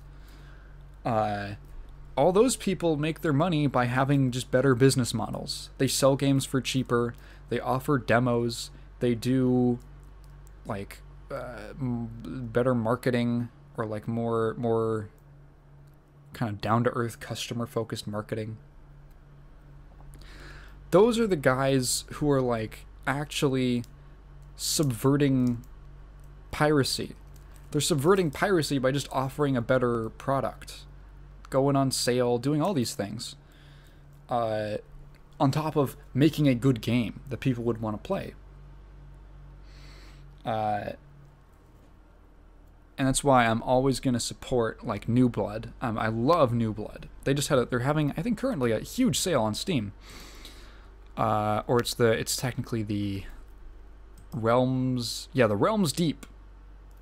Oh, it's gonna end by the time this podcast goes up. I hope you caught it. I hope you caught it. I hope you caught that sale, because there's some bangers in there. There's some really good ones. What can you get? You can get Cruelty Squad for $15.99, Ultra Kill for $17. Oh, this Project Warlock 2? Oh, cool. I like the first one. I didn't even see that. You can get some really, really sick games. And a bunch of demos. So, like, Turok 2? What the hell? You get Turok 2 for $10. System Shock 2 for $5. That's a great deal. Oh, I saw System Shock Enhanced, the original. That's a great game. If you want to play System Shock, honestly, I still think the original System Shock holds up really well. If you can kind of get over some of the more awkward products of its time, namely the controls. If you play the Enhanced Edition, I thought it was a great experience. Anyway, I'm rambling. Yeah, I guess it can always just be summed back up to that Gabe Newell quote about it's a piracy is a distribution problem, not a customer or ethical problem. I forget exactly what he said. And it's funny because I just made a video about game piracy, basically. Which has increased over the pandemic, but I think that's just... I think it's just because gaming has increased over the pandemic in general. Yeah. Okay. This is a nice story. This is a good story. This is a story that makes me happy. So, QuakeCon is coming up in... this week, I think. QuakeCon 2021, August 9th. Yeah, so this week, QuakeCon coming up, 3-day event. Going to be live streamed. I'm going to check out some of the panels. Oh, what the hell? My magnets fell. And there was an online schedule for it. And one of the things on the schedule was only up for a short period of time, long enough to be archived, but quickly deleted. So there's a panel on QuakeCon called Let's Talk Quake. It reads, Quake is back. In this special stream, John Linneman from Digital Foundry talks to Jerk Gustafson of Machine Games about the title's iconic legacy and what it meant to both of them. The pair will also discuss the additional content Machine Games have contributed to this revitalized edition. Oh, baby. Oh, baby. Oh, they slipped up. They slipped up, guys. Huh? Everyone goes, huh? Ooh, I have the biggest smile right now. So, Digital Foundry. What the hell? Ah, yeah, okay. So, Digital Foundry, the Eurogamer, as it's known, in the, this always confused me because it was like, I have like no clue what Digital Foundry really is. It's like a subsidiary of... Yeah, it's a subsidiary of Eurogamer. I never got that straight. Okay. So it's them, and so a guy from Digital Foundry, and then a dude from Machine Games, who, if you recall, are the current developers of Wolfenstein, who made the sick-ass Wolfenstein reboot, and the two that were not that great. They're going to be on a panel talking about Quake, and Machine Games have contributed to a revitalized edition. So there's some kind of new version of Quake. Probably it could be a remaster, it could be a remake. It says revitalized. And it's going to have some, probably, my guess is that Machine Games has a I can't tell you what's going to happen. There's a possibility that it's a full remake with like new assets and everything. That Machine Games has like maybe used their Wolfenstein engine on or something similar. It could be just a remaster with better you know, just a bunch of quality of life things. Widescreen support. Ooh, like a soundtrack listener. That would be good. Quake's got a bomb soundtrack. And probably some extra content. Honestly, probably really similar to what they did with Doom 64. So, Doom 64, I love Doom 64. That's a really good, I don't know if I love it. I really like it. Doom 64 got a re-release on Steam after years, decades of being locked to the N64. It came with a bunch of new, basically, again, like a bunch of quality of life features that you would expect out of a modern game. But the original game still preserved, everything intact, and it came with, I think, 2 new levels. So, what they might do... Oh, and you can save. You can do quick saves, which the original did not have because it was on a cartridge. So yeah, just basically a bunch of nice quality of life stuff. I would not be surprised if this new Quake version is similar to that, because, you know, you play the original Quake and you download it off Steam and you basically have to use a source port. And source ports are great, but it's just like, and like, you know, I'm used to doing that for playing all these classic shooters.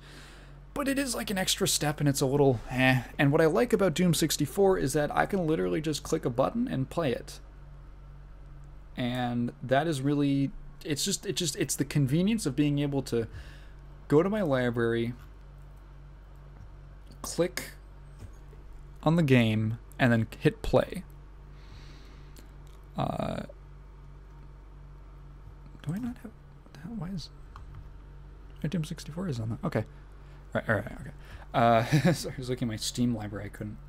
I couldn't see Doom 64. I was like, why is it not? Oh, I had it set to only the installed games to show on the sidebar. The convenience factor is a big deal. And I think that it would be really nice even if it's not a huge revival of Quake. It's just nice to have that. Like, okay, the game, it's coming back, it's getting a touch-up, it's getting the love that it deserves, honestly, because Quake has not... all those old id titles need a little bit of... it would be nice if they could get a little freshening up, right? And honestly, Quake is a series that I think would be great to come back, especially now, because... the new Doom series it's an evolution. So a lot of people have compared it to, it feels honestly like, in terms of like movement and stuff, it feels a lot more like Quake than Doom, especially with like, you know, the verticality and all that. And it's funny because Doom Eternal feels, or Doom 2016 and Eternal, they feel like evolutions of the original Doom. Like, you know, really big 20-year evolutions, but they do feel like evolutions. Quake is also basically just an evolution of the Doom formula, so it kind of makes sense, right? If you're comparing only the Doom games, it's like, okay, yeah, it feels more like this other thing, but then you're like, well, Quake was kind of like basically the successor to Doom for a while before Doom 3 came out, and then after that it was really quiet. And Quake is a series that I think that they've almost been setting up. I have not played or even like really watched the Doom Eternal DLC, but the fact that it's called The Old Gods is a big hint to me that they're probably gearing up to do some kind of Quake comeback, right? Because Quake, the original Quake, was always based around... Doom was about hell and demons and Satanism and stuff. Quake was more based in, like, Lovecraft mythos and weird eldritch horror. But it's a series that always suffered from... It had an identity crisis. Because Quake 1 came out, and then you can tell, because it had a rocky development, You can tell there was a point where they just kind of threw their hands up and they were like, let's just make it like Doom. And like the 4th episode of Quake basically just starts bringing in all like the hell imagery, and you're like, where? I thought we were really okay. Thought we were doing the other thing. We're going back to this. And then Quake 2 wasn't even supposed to be Quake 2. It was supposed to be a different game, and then they went, let's just call it Quake 2. And then Quake 3 was entirely online and had no story and a very weird, like, kind of all over the place aesthetic. And then Quake 4 was sort of a successor to Quake 2. And Quake Champions is a successor to Quake 3. And so the series has this huge identity crisis where, like, besides a gameplay identity, people don't know what Quake is from, like, an aesthetic level. Like, you know, Doom. Doom has the gameplay identity, but it's also just got, like, the aesthetic. It has the look. It's like Doom, heavy metal, hell, shotguns, Space Marine. There's all these things that just hits you. Like, you look at the cover of Doom and you're like, yeah, I know exactly what this game is. You look at the cover of Quake and it's kind of, you know, it's sort of mysterious, it's sort of interesting. But it changes so much. And Quake has never had a consistent identity outside of mechanics and movement and stuff.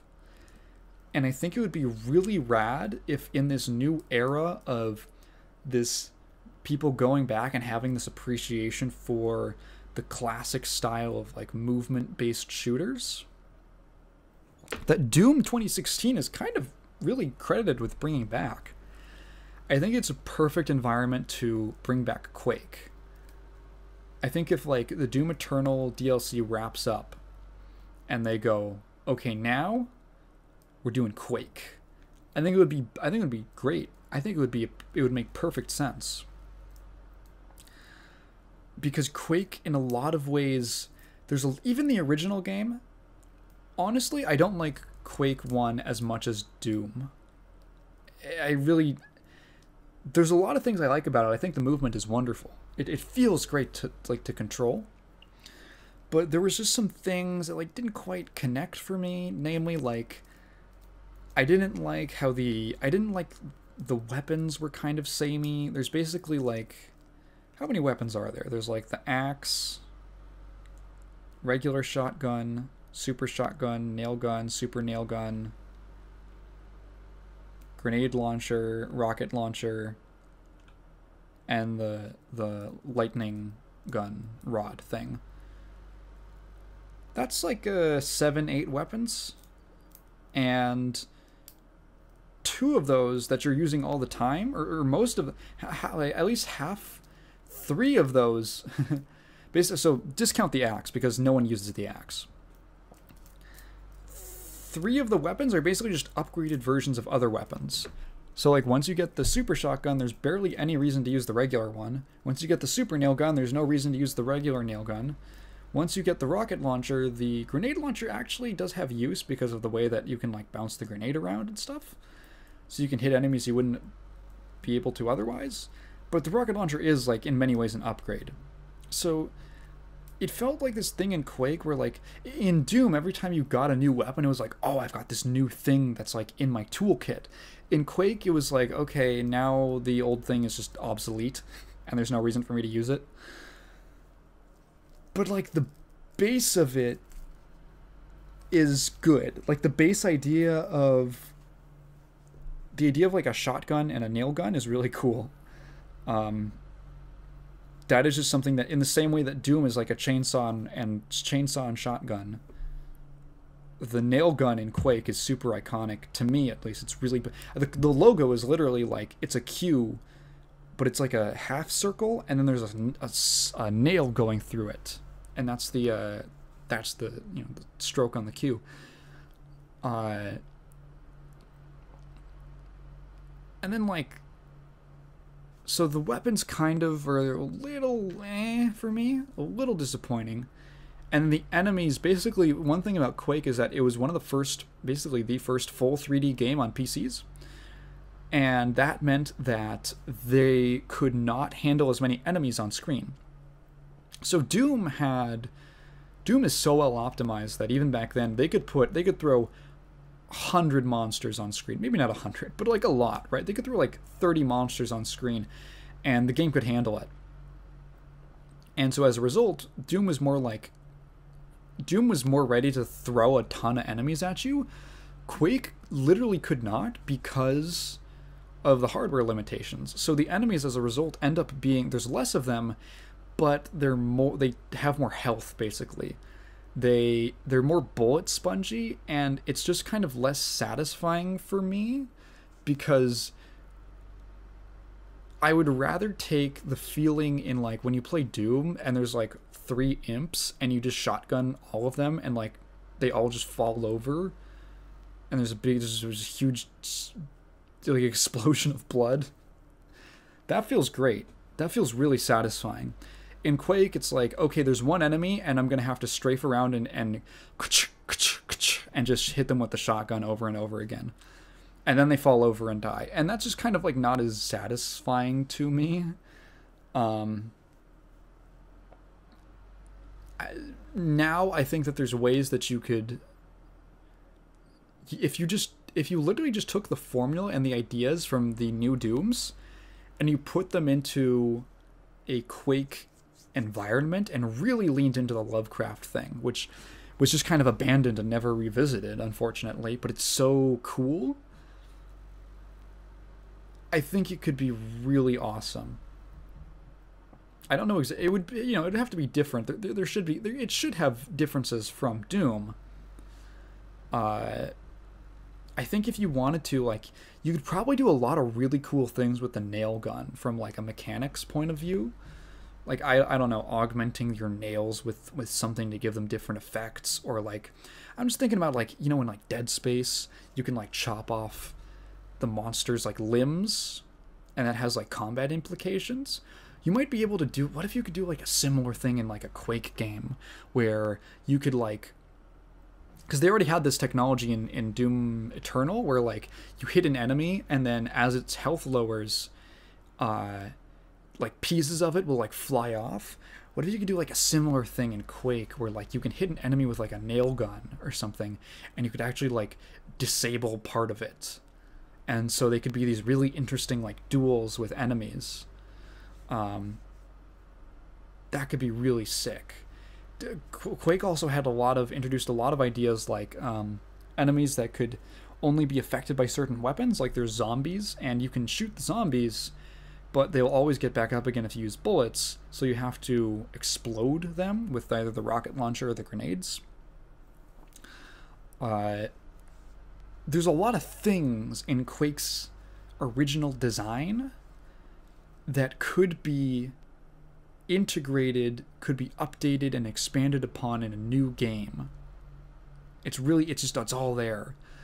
Even like, because Quake 2 even has a bunch of like interesting horror stuff, because one of the things with Quake 2 is it's not like Lovecraft eldritch monsters. It's basically like weird aliens that are like half machinery, and there's some really kind of creepy body horror with like a lot of the enemies just, they're like these weird combinations of like metal and flesh in a lot of the same ways that Doom kind of went for like this melding of like demons and technology. Quake sort of had this same thing, but with these this Lovecraft eldritch aesthetic. You could do like you start out and it's a lot like Doom, where it's in like a tech, this is kind of how Quake starts anyway. Quake starts with like you're fighting soldiers, and then eventually you go into Nightmare World. You could do like a similar thing with like you start out in like going through these tech bases or whatever, and then there's like these weird fusions of like flesh and metal, and then you go through a portal or something and you end up in Monster World. It could be really cool. I think that could be really God, it's all on the table. It's on the plate. It's on the plate, guys. It's in the cupboards. All the ingredients are there to make a really cool Quake game. Oh, jeez. I've been rambling for so long about this. Man, I didn't end up covering a ton of ground on this podcast. I feel like I usually talk about more. I'm super stoked for QuakeCon. Man, I was looking at the schedule. So I was looking at the schedule, and because it's like Bethesda now, it's so funny to look at the panels and just see how few of them are actual like id Software games. Let's actually do a count. Let's do a count. So there's a couple things. It's like, there's Welcome to QuakeCon. There's like there's like a little fundraising panel. So ignoring the things that are not based around games. Let's see. Welcome to Quake. Okay. Celebrating 25 years of Quake. Okay, that's kind of that's opening the thing. Opening the event. Deathloop. So let's count how many actual id Software things are represented at QuakeCon of the actual panels that are devoted to games. Quake. Next is Deathloop. Next is Fallout 76. Elder Scrolls Online. Skyrim. Doom Eternal Studio Update. Okay. Fallout 76. Fallout 76. Fallout 76. Quake. Deathloop. Quake. Elder Scrolls Online. Skyrim 10th Anniversary. We're at 10 on the non-Quake, on the non-id right now. Quake Champions. Okay, we're at 5. So we got a 1 to 2 ratio. Elder Scrolls Online. Elder Scrolls Online. Doom Eternal. Elder Scrolls Online. Doom Eternal.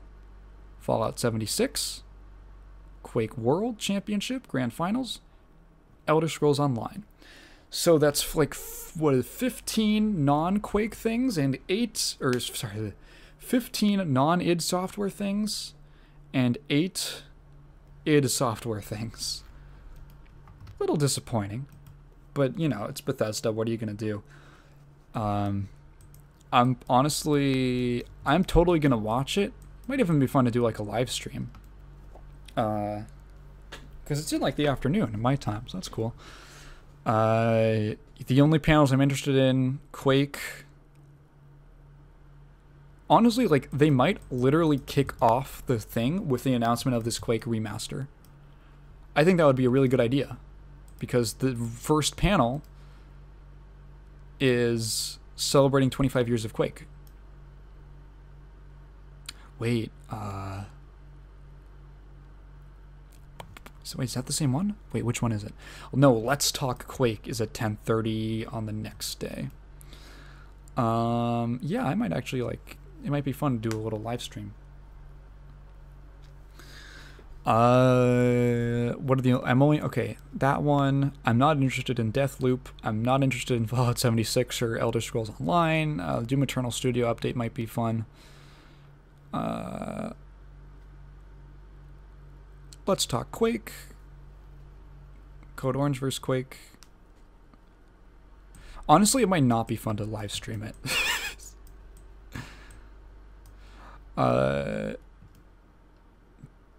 Doom Eternal. Yeah, I mean, doesn't look like a ton of announcements of actual id stuff, which is the stuff that I'm interested in. I'm not a huge Bethesda fan. Yeah. All right. These last 2 minutes probably haven't been that interesting to listen to. I'm gonna call it an episode here. It's been great. Thank you for everyone for all the support that the videos have been getting. I am really excited about hosting like a tournament for Space War. I think that would be super fun. So it's hit 1,000 subs, guys. Oh, as soon as I try to do the outro, I just start burping. Yeah, it's been great.